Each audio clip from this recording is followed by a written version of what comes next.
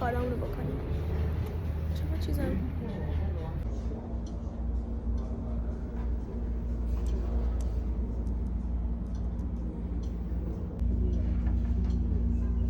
چون شکلاتی گرم گرفتم که البته تمام شده.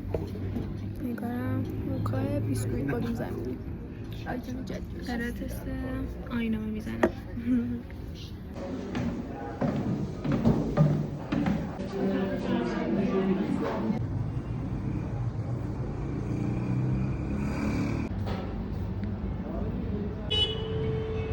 سلام، ما اومدیم سوشی بخوریم. چرا من وسط ویدیو سلام میدم؟ بچه چرا؟ ما اومدیم سوشی بخوریم.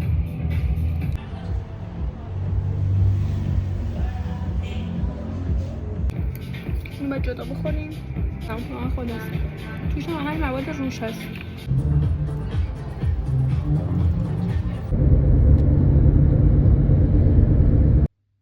بچه ها دوست چوزیم کلروفیل میخوره. میریم باشگاه.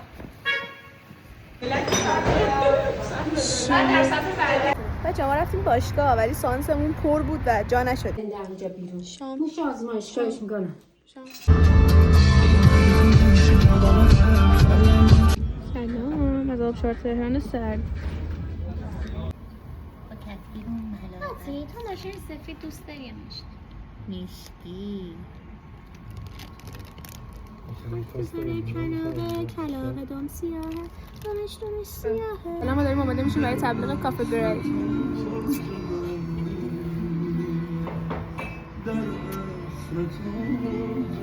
آخیش دستت بذاری دور چرخونده. بچه بیاید این کافه این آپشن رو داره. وای آپشن رو داره. خیلی آپشن زشتیه ولی خب خیلی دوست خوبی. داشتنیه. بالا رو بگیر. دوستایی مثل دوستای من برای خودتون پیدا کنید. بلدشم. خیلی ممنونم. دست شما رو بخورم. تیم پشتیبانی فیلمبرداری اونوری و اونوری. بچه‌ها بوس به شما.